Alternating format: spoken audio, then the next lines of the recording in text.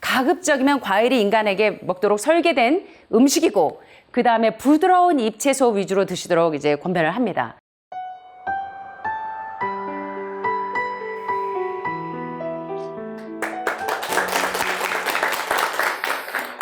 자, 오늘 저는 이번 시간에도 지난 시간에 이어서 더글라스 그레함 박사님의 산 음식과 죽은 음식에 대해서 이제 지난 시간에 서론을 좀 공부했었는데요.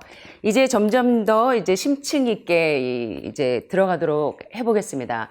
특별히 더글라스 그레함 박사님은 지난 시간에도 소개해드렸던 것처럼 어느 채식 의사의 고백이라는 존 맥두걸 박사님이나 또 많은 말기 그 환자들을 그 심장 질환에서 바이패스나 스텐트와 같은 그런 중증 심장 질환 환자들을 고치시고 아주 이제는 그 세계적인 심장 전문의에서 아주 유명한 대체의학 의사가 되신 우리 에셀스틴 박사님이나 많은 분들이 이제 그 이 더글라스 그레함 박사님을 추천할 만큼 이분의 영양학적인 그 이 지식은 상당히 많은 영혼들을 살리기에 굉장히 귀한 지식입니다. 그래서 이번 시간에 80, 10, 10의 비율이 이제 구체적으로 계속 나올 텐데요. 먼저 이제 서론을 지난 시간에 간단하게 좀 운을 떼봤는데 이번 시간에도 구체적으로 우리가 무엇을 먹어야 병들지 않고 건강해질 수 있는지 그러한 생리학적인 그 원리들을 공부해 보도록 하겠습니다. 자, 여기 보니까 인간은 과연 초식동물인가? 여러분 초식동물과 채식동물의 차이점을 아십니까? 초식과 채식의 차이점을 아세요? 초식과 채식은 같은 것일까요? 어떻게 생각하십니까? 초식은 뭘 먹는 게 초식동물일까요? 풀과 잡초, 낙엽 같은 애들.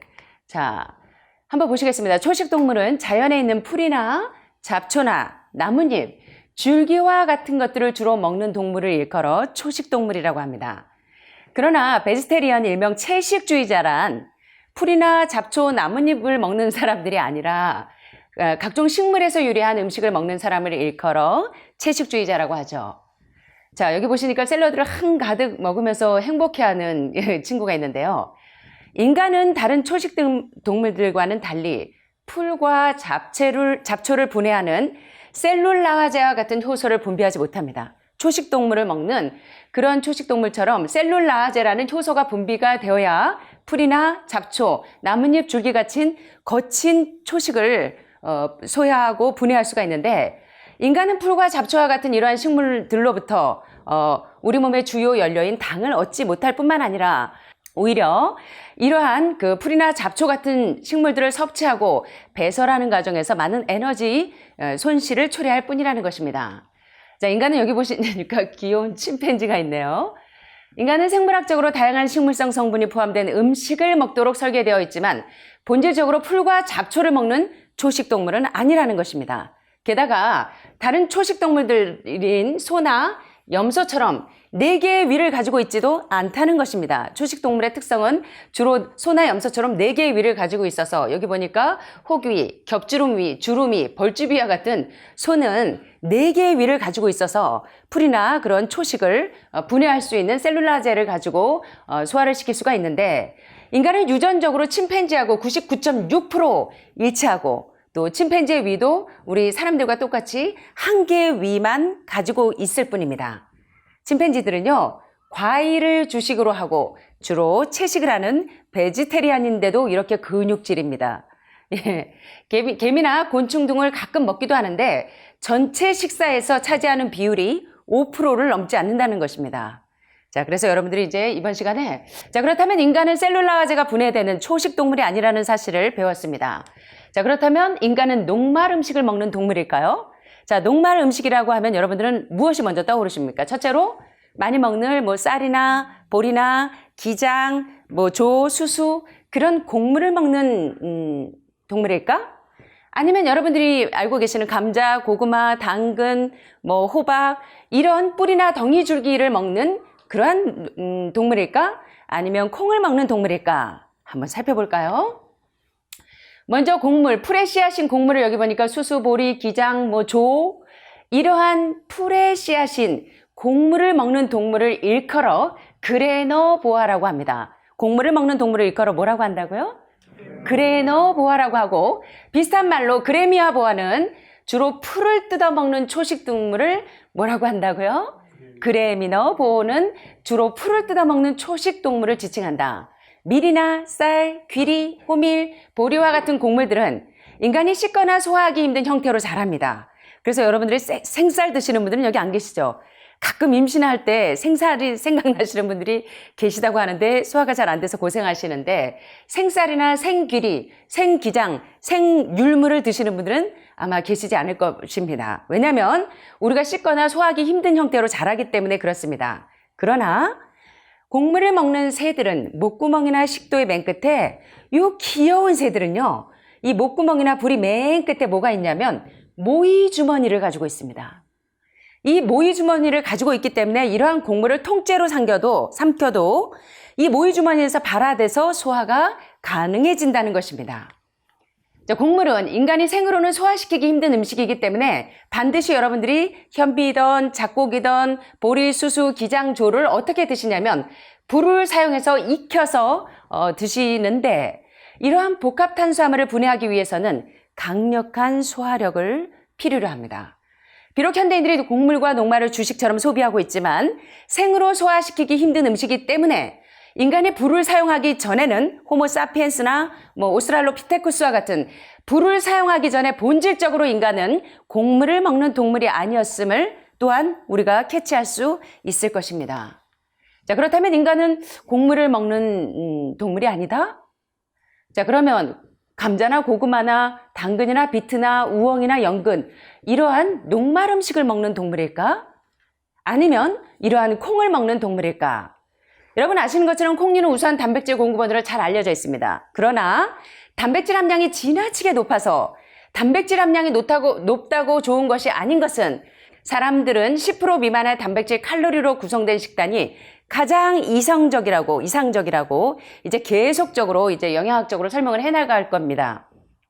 특별히 살코기나 유제품, 계란에 들어있는 단백질과 마찬가지로 이 동물성 단백질에 있는 단백질도 문제가 되지만 문제는 식물성 콩류에 있는 단백질에도 이 아미노산 메티오닌이 적당히 섭취가 되면 우리 몸에 굉장히 중요한 영양소지만 콜린 퀸비 교수님 이하 그 많은 전문가들이 이야기하는 것처럼 암의 스위치를 껐다 켰다 하는 주범이 아미노산 메티오닌이라고 이야기를 합니다.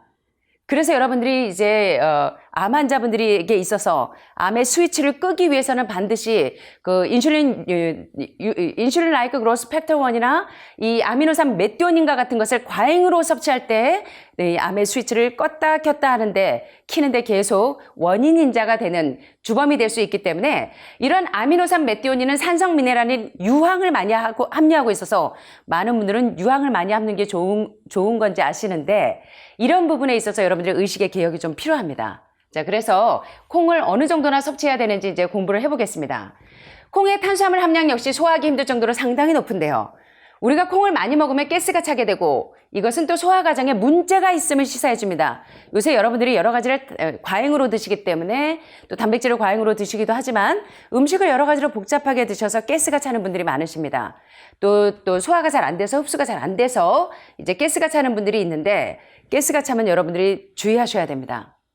자, 콩에는 필수 영양소인 비타민 C도 부족하는 이런 단점이 있기 때문에 맛이나 영양 그리고 소화의 독성 관점에서 볼 때 콩단백질이라고 할지라도 10% 이상을 넘기지 않는 것이 바람직하다고 더글라스 그레함 박사님이 이제 계속적으로 이제 생리학적으로 설명이 들어갈 겁니다.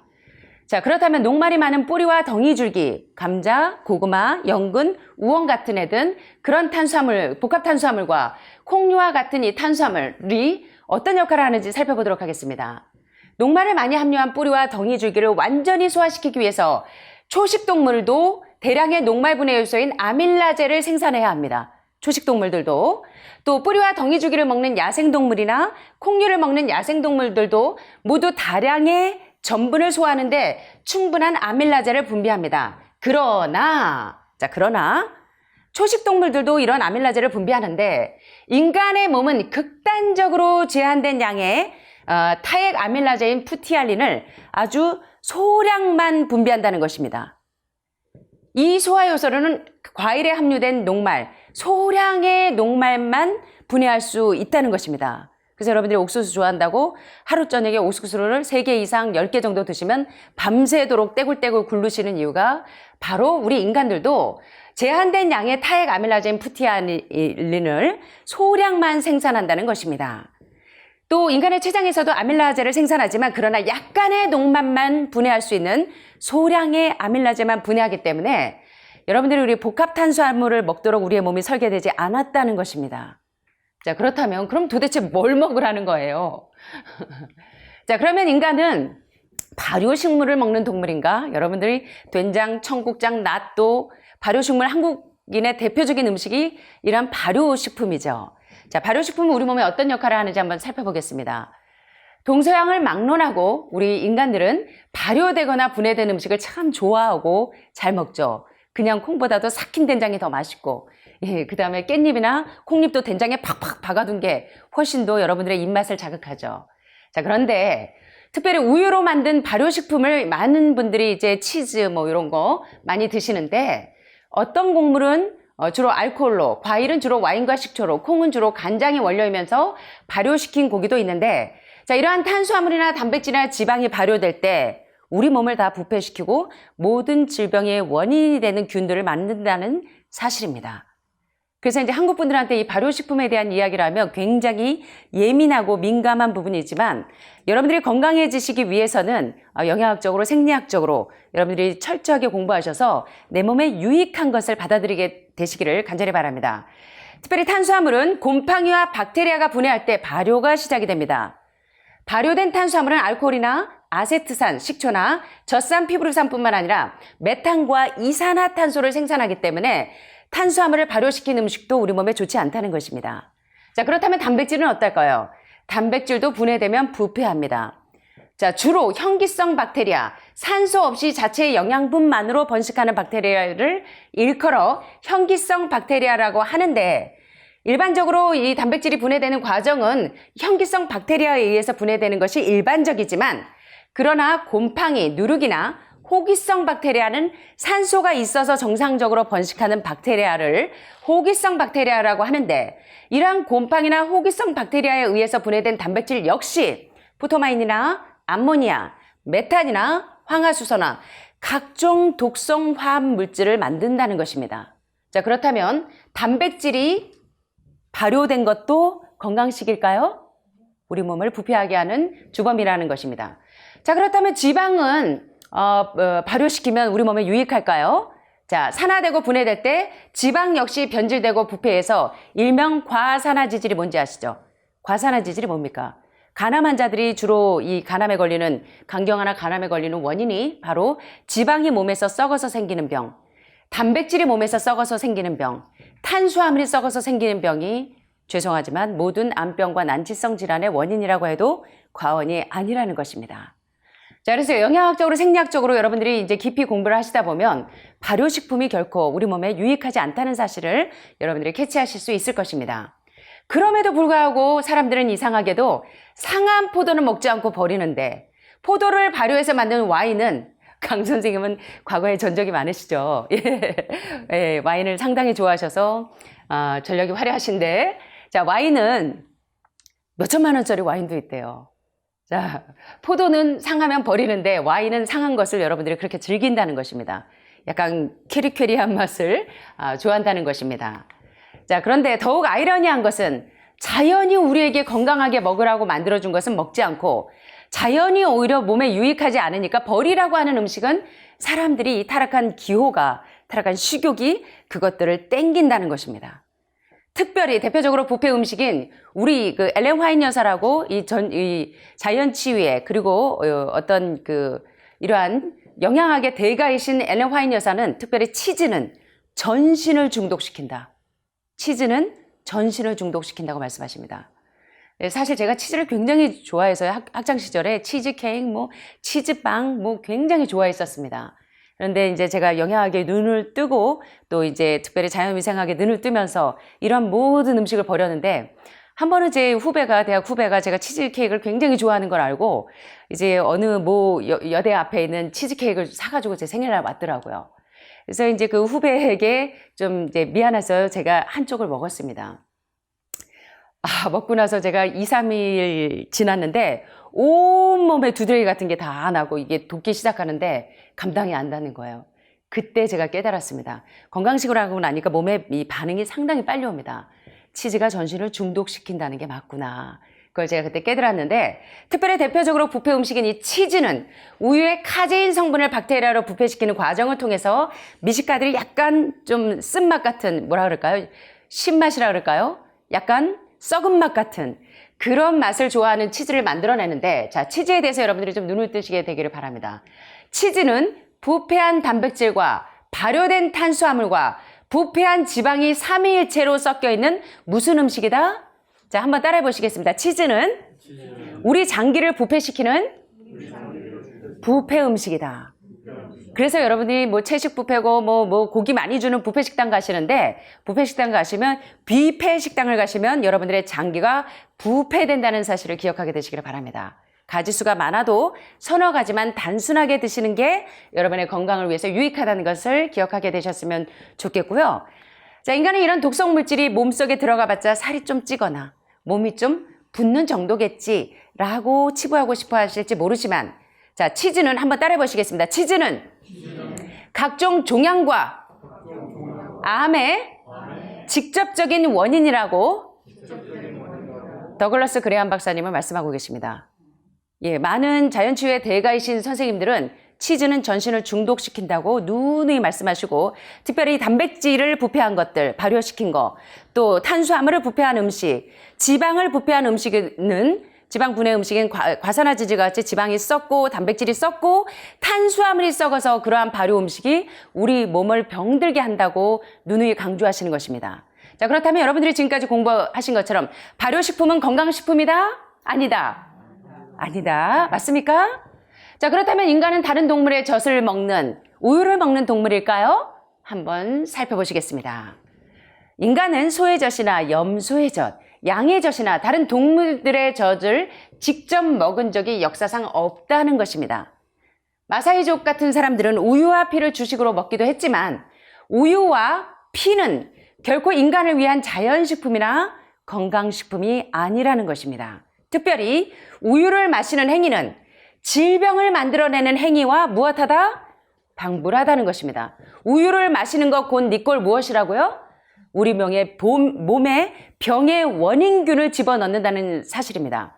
그동안 수없이 여러분들은 동물성 단백질과 동물성 지방, 특별히 우유나 계란, 이런 것들, 뭐 고기 생선은 말할 것도 없고, 이런 것들이 우리 몸에 어떤 영향을 끼치는지 그동안 배우셨습니다.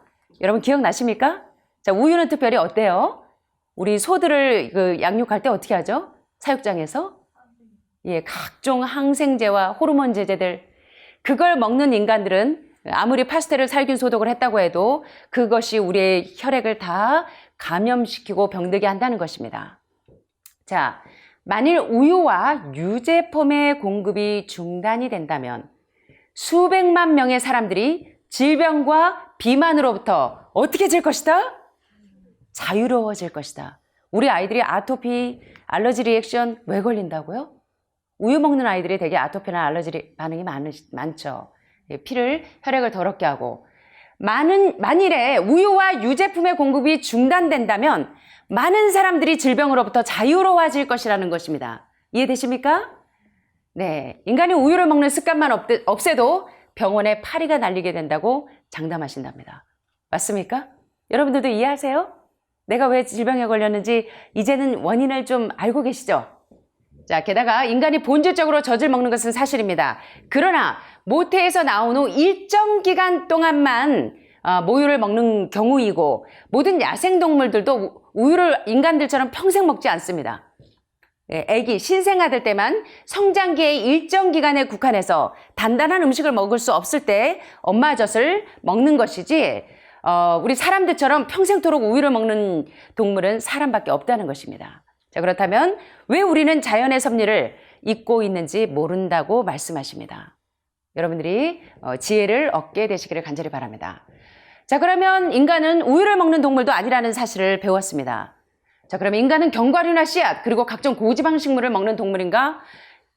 여러분은 어떻게 생각하세요? 인간은 초식 동물도 아니었고, 녹말 음식을 주로 먹는 동물도 아니고, 그 다음에 지금 방금처럼 우유를 먹는 동물도 아닙니다. 그러면 고지방, 견과류나 씨앗류, 요새 저탄고지가 유행이죠. 탄수화물은 낮추고 지방은 많이 먹으라는. 야, 그러면 인간은 견과류나 씨앗, 그리고 각종 고지방 식물을 먹는 동물인가? 한번 살펴보겠습니다. 아, 여기 귀여운 누가 있어요? 다람쥐가 있죠. 이 앞골이 잘 발달한, 저작근이 상당히 발달한, 저처럼 저작근이 발달한 이제 다람쥐가 있는데요. 인간에게는 다람쥐처럼 견과류의 껍데기를 까먹는 데 필요한 날카로운 이빨과 튼튼한 턱이 다람쥐처럼 저작근이 발달하지 않았다는 것입니다. 견과류와 씨앗류는 날것으로 먹을 때 가장 풍부한 영양분을 섭취할 수가 있는데, 불에 익혀서 지방을 먹으면, 지방을 불에 익히거나 단백질을 가열해서 먹으면 무엇의 원인이 된다고요? 무엇의 원인이 될까요? 병의 원인이 된다고요. 자, 병의 원인이 되는 이유가 단백질을 익혀 먹고 지방질을 익혀 먹으면 무엇의 원인이 된다? 단백질을 익혀 먹거나 지방을 가열해서 먹으면 질병의 원인이 된다는 것입니다. 계속되면 암을 유발할 수가 있기 때문에, 따라서 견과류를 여러분들이 드신다고 하면 생으로 먹든지 껍질채로 먹든지 껍질을 까서 그 자리에서 즉석으로 생으로 먹든지, 아니면 차라리 아예 먹지도 말라고 더글라스 그레이엄 박사님은 좀 세게 나가십니다. 좀 세게 나가는데요. 자, 수분 함량이 높은 진짜 생 견과류는 아몬드와 같은 경우에는 사과 같은 맛이 난다고 합니다. 식감도 아삭아삭하니 사과를 먹듯이 그러한 질감을 가지고 있는데, 여러분들이 지금 우리가 현재 먹고 있는 판매되는 모든 견과류와 씨앗은 변질되지 않도록 오븐에서 저온으로 며칠 동안 건조해서 곰팡이가 생기지 않도록 보관 수명을 연장시킨 가공식품이라는 것입니다. 특별히 여러분들이, 저희는 이제 캐슈넛이나 이런 걸로 넛밀크를 만들어 드리고, 아침에 이제 셀레늄 성분이 많은 캐슈넛이나 뭐 호두나 이런 견과류를 드릴 때 생 견과류를 드리지, 여러분들에게 조미 되거나 이 가열한 견과류를 드리지 않죠. 그래서 여러분들이 견과류를 드실 때 상당히 주의하셔야 합니다. 자, 그런데 안타깝게도 인간은 견과류와 씨앗, 날 것이거나 건조한 것이거나 가열한 것이든 견과류와 지방조차도 소화할 수 있는 능력이 형편없다는 것입니다. 자, 그럼 도대체 뭘 먹어야 돼? 견과류와 씨앗은 지방 함유량이 아주 많아서 특별히 55에서 90%에 이르는 지방을 함유하고 있다는 것입니다. 따라서 여러분들이 지방을 섭취할 때는 아주 적은 양으로, 여러분 저희 아침에 한 번만 드시죠, 견과류를. 그래도 여러분들이 견과류도 드시지만 또 뭐 드세요? 들깨하고 아마씨도 드시죠. 점심에 넛밀크도 드시죠, 가끔.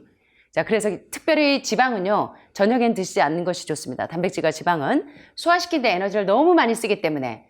자, 이렇게 소량을 지방을 가끔씩만 먹어줘도 지방산이나 아미노산이나 포도당으로 분해가 되려면 많은 시간이 필요합니다. 특별히 이제 그 담낭이 안 좋으신 분들, 쓸개가 담즙을 분비해서 소화시키기 전에 몇 시간씩이나 지방이 소장에 남아있을 수 있기 때문에 저녁에는 여러분들이 절대로 견과류를 드시지 않는 것이 여러분 건강에 유익하다는 것을 기억하시고요.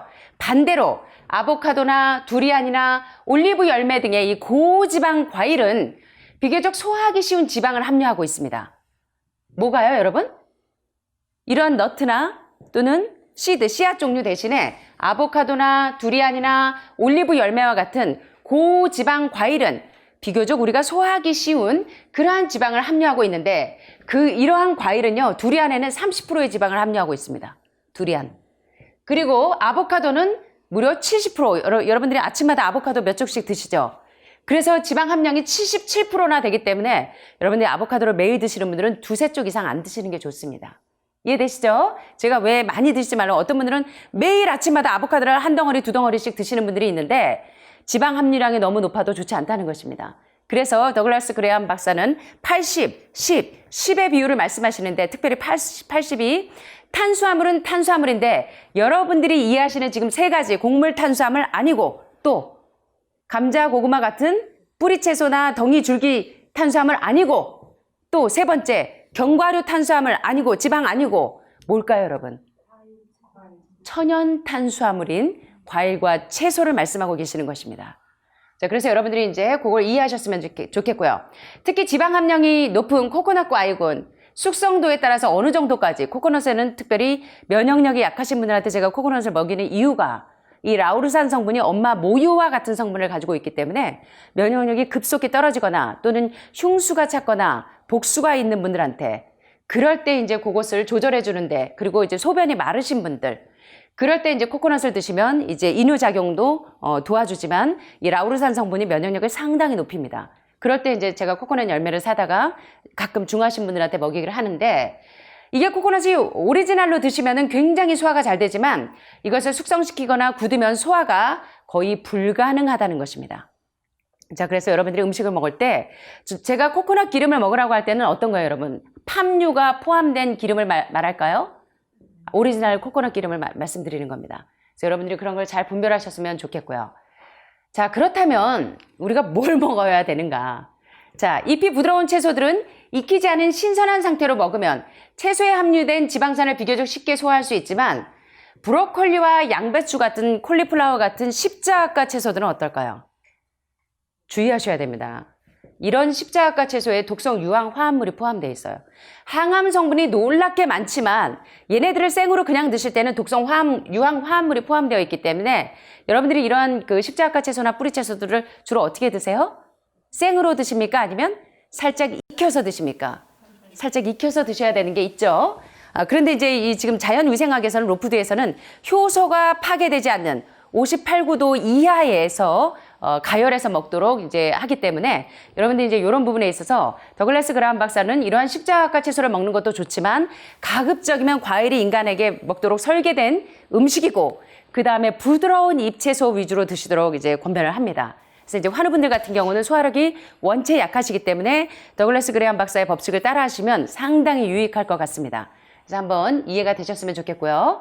우리 사람들은 과일과 부드러운 잎에서 우리 인체가 원하는 최적의 지방산을 추출하고 소화할 수 있도록 설계되어 있다는 것입니다.